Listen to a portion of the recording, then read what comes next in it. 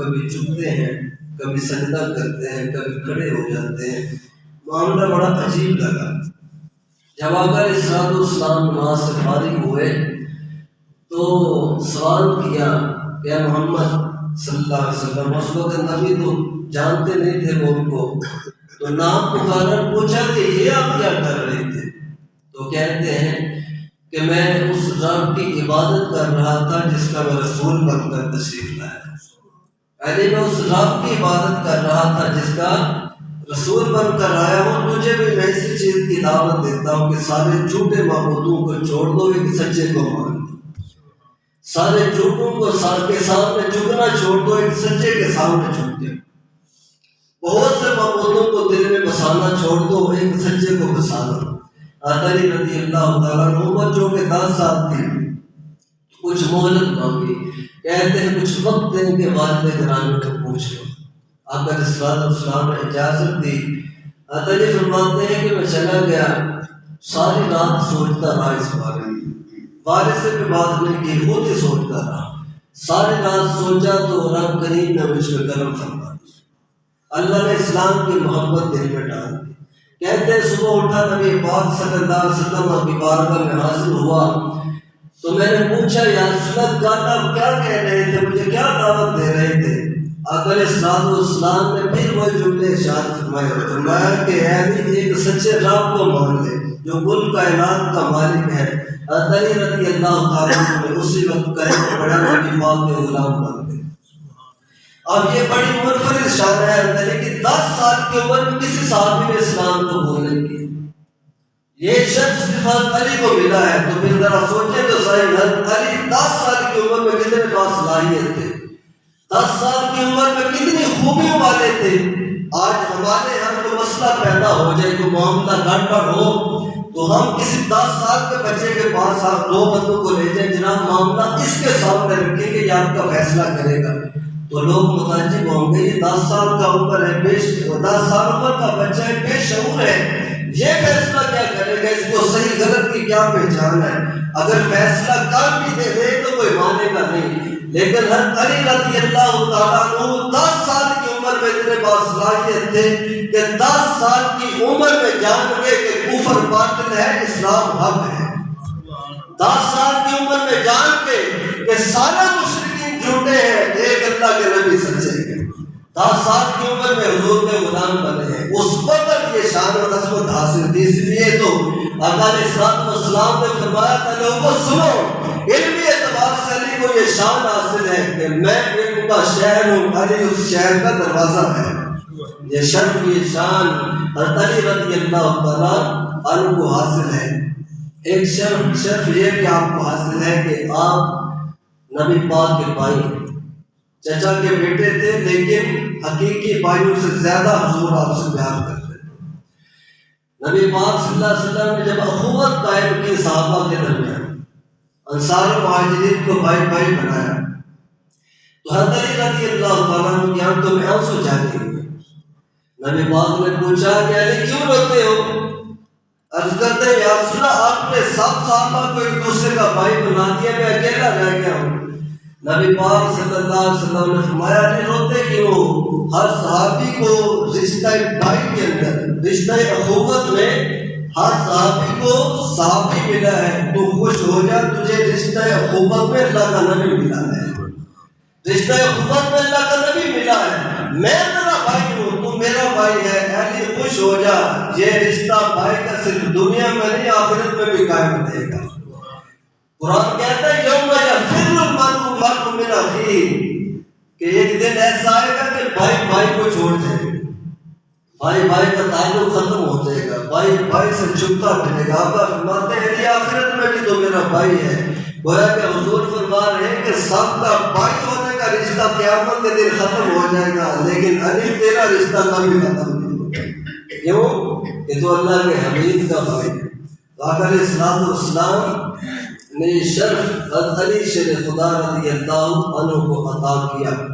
آپ کا ایک لقب شیر خدا ہے، اور آپ کو یہ شرف بھی حاصل ہے کہ دنیا کے اندر بہت سے لوگ اللہ کی محبت کا دعویٰ کرتے ہیں، جس سے بھی پوچھیں گے کہتا ہے میرا مقصد ہی یہ ہے کہ اللہ اس کے رسول کی رضا حاصل کرنا۔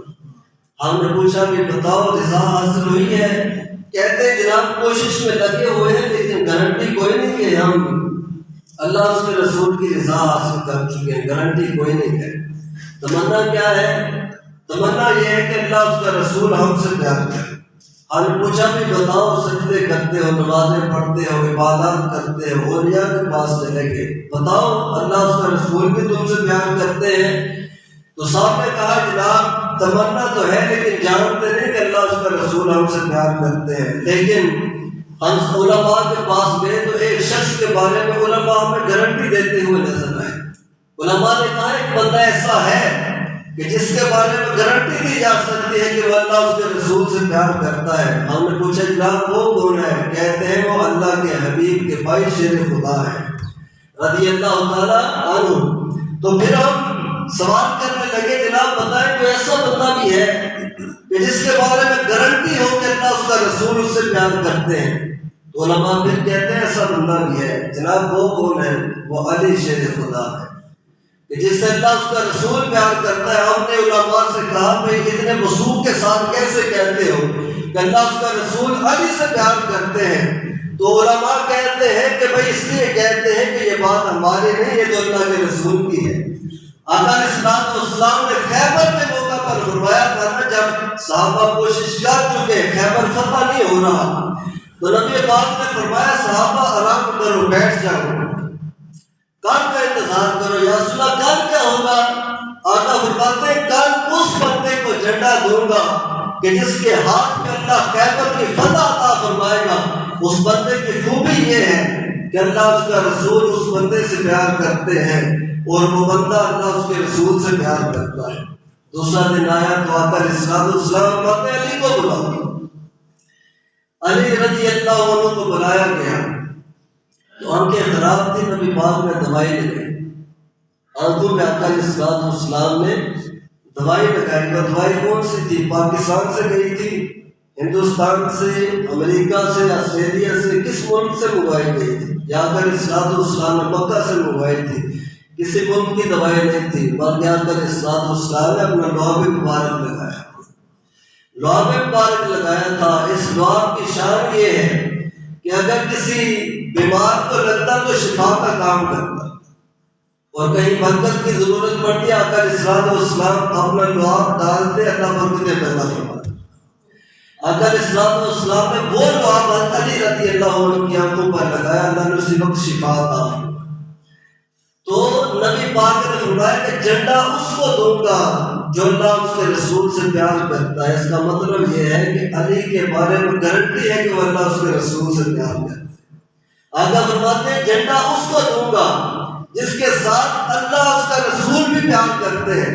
اس کا مطلب یہ ہے کہ گارنٹی ہے، نبی پاک نے سند جاری فرمائی کہ علی وہ ہے جو اللہ جس سے اللہ اس کا رسول بھی پیار کرتے ہیں۔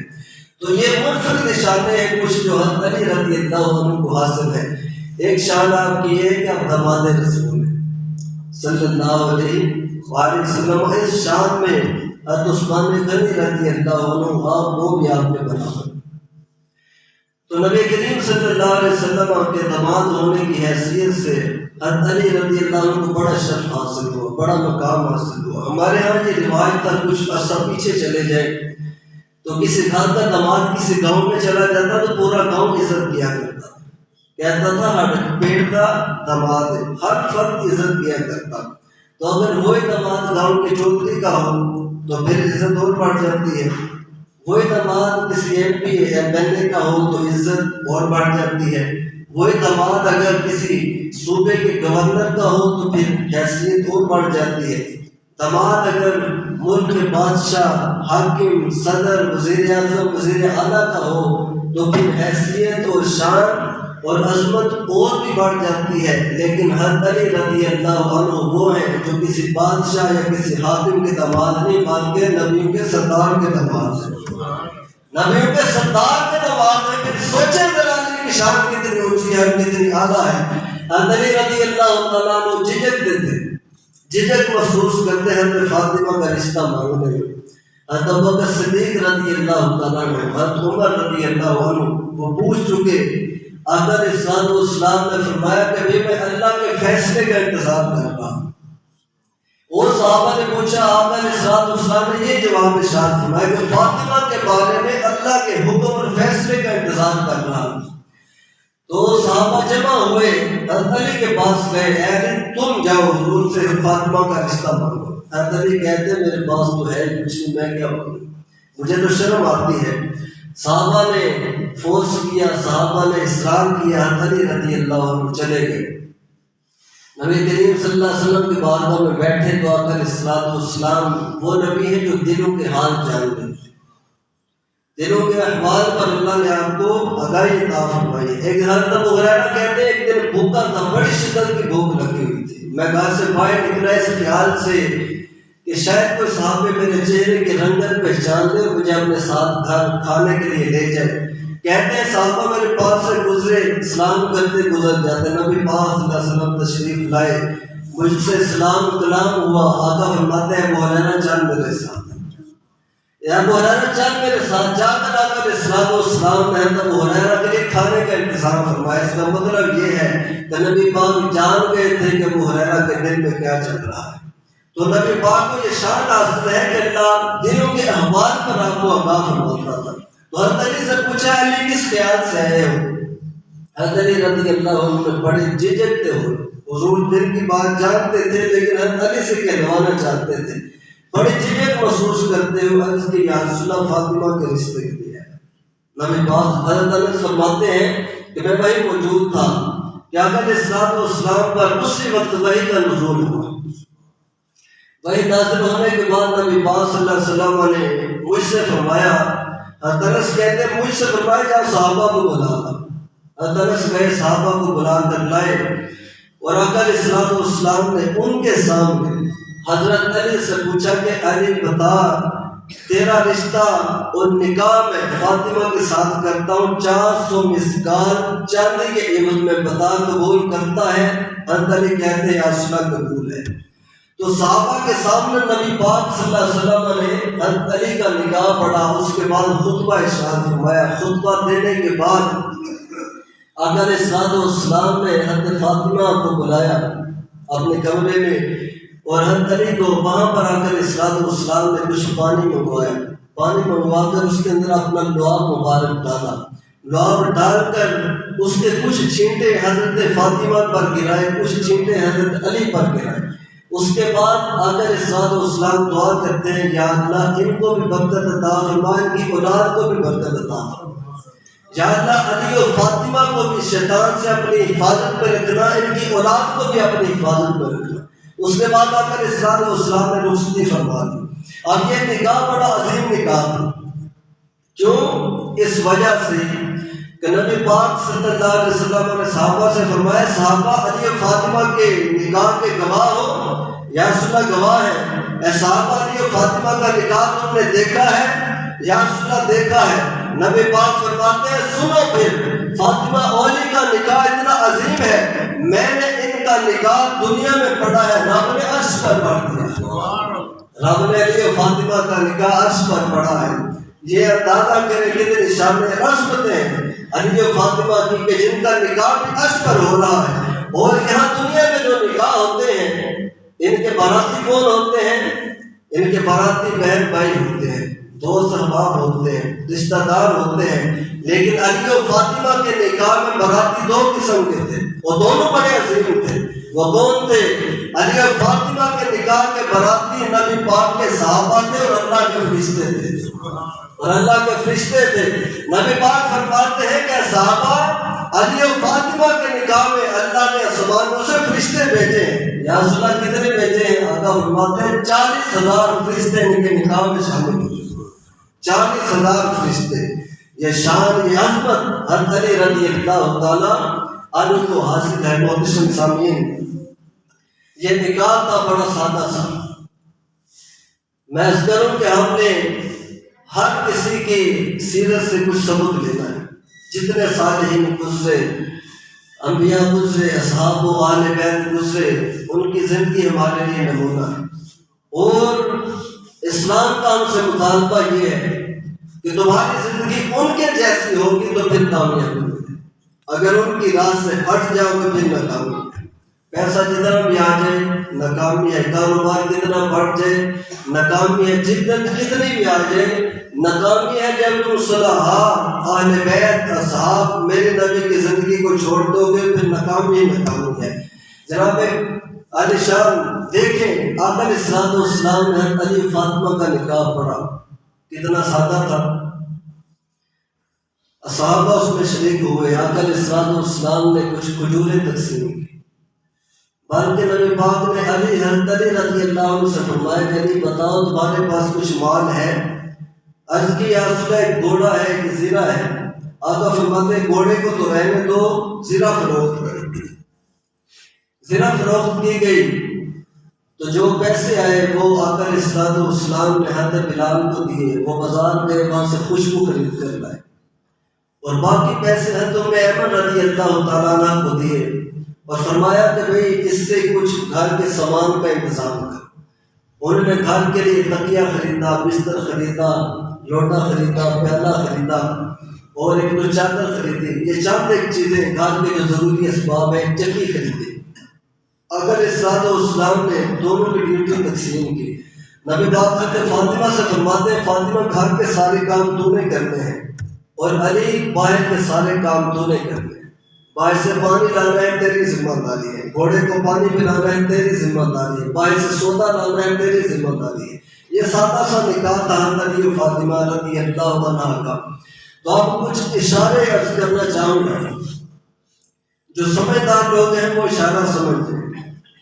اس نکاح کے اندر ذرا مجھے بتائیں تو صحیح کہ کون سی مہندی جو صحابہ نے کی، حضرت فاطمہ کی کون سی مہندی ہوئی، حضرت علی رضی اللہ عنہ کا کون سا تیل ہوا، کس صحابی نے حضرت علی کے سامنے تیل ڈالا ہے؟ آپ مجھے بتائیں کہ حضرت علی و فاطمہ کے نکاح میں کون سا ڈھول بجا، کون سا بینڈ بجا؟ بتائیں ذرا۔ جب حضرت علی رضی اللہ عنہ نبی پاک کے گھر تشریف لائے دولہا بن کر، تو محلے اور رشتہ داروں میں سے کون سی خواتین نے پھول گرا کر آپ کا استقبال کیا ہے؟ یہ دل چیر دینے والی بات ہے۔ کھلم کھلا شریعت کی نافرمانی، کھلم کھلا۔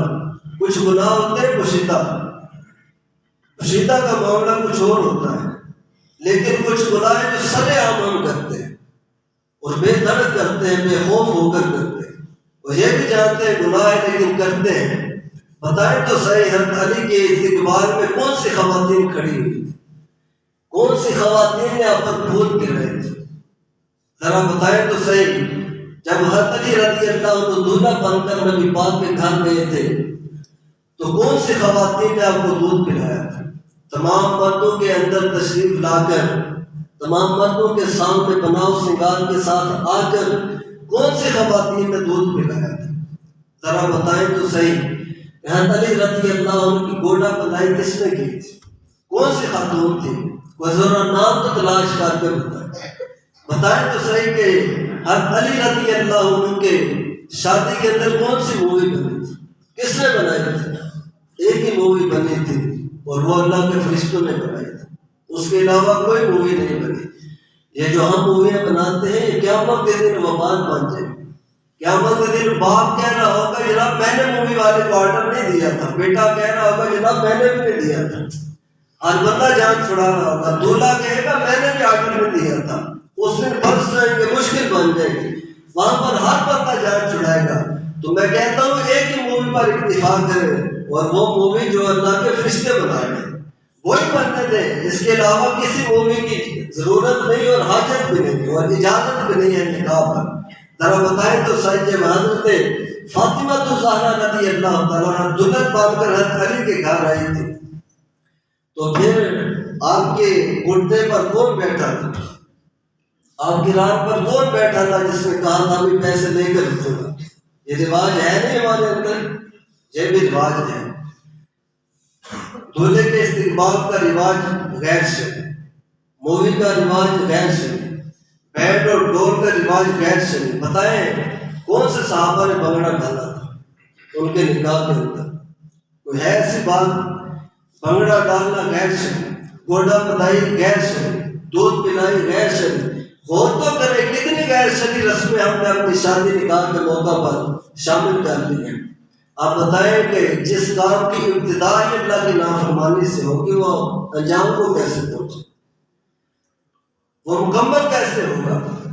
تو ان چیزوں کی طرف توجہ کی ضرورت ہے۔ میں تفصیلاً بات نہیں عرض کروں گا، جو صاحب عقل و دانا لوگ ہوتے ہیں نا وہ اشارہ سمجھ جاتے ہیں، اور ہم اپنے ضرورت کے لیے لڑتے ہیں معاشرے سے۔